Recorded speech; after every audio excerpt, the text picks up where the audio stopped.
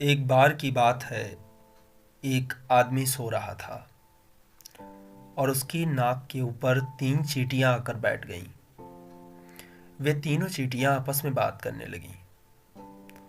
तो पहली चींटी ने कहा अन्य 2 चींटियों से कि देखो बहन, मैं इन रेतीले जगहों पर, पर्वतों पर, रेगिस्तानों में एक दाने की तलाश करती रही। सुबह से लेकर शाम हो गई और मुझे एक भी दाना नसीब नहीं हुआ। ऐसा कहकर वो अपने भाग्य को कोसने लगी। तभी दूसरी चींटी ने कहा कि मुझे तो मेरे पूर्वजनों की याद आ गई।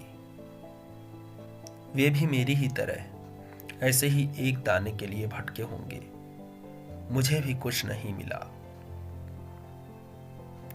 इन दोनों की बातों को सुनकर तीसरी चींटी ने बोला, और देखो तो, इस समय हम एक इतनी बड़ी चींटी के ऊपर बैठी हैं जिसकी आवाज इतनी तेज है कि हमारे कान उसको बर्दाश्त तक नहीं कर सकते, जो दुनिया की हर जगह पर मौजूद है और इतना विशालकाय है कि हम उसका बाल बांका तक नहीं कर सकते। ऐसा कहकर वे तीनों चींटियां आपस में हंसने लगीं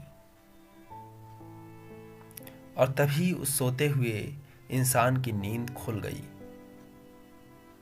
और उसने अपना हाथ अपनी नाक पर फिराया और उन तीनों चींटियों को मसल दिया। कुछ इस तरह से उन तीनों चींटियों के जीवन का अंत हो गया।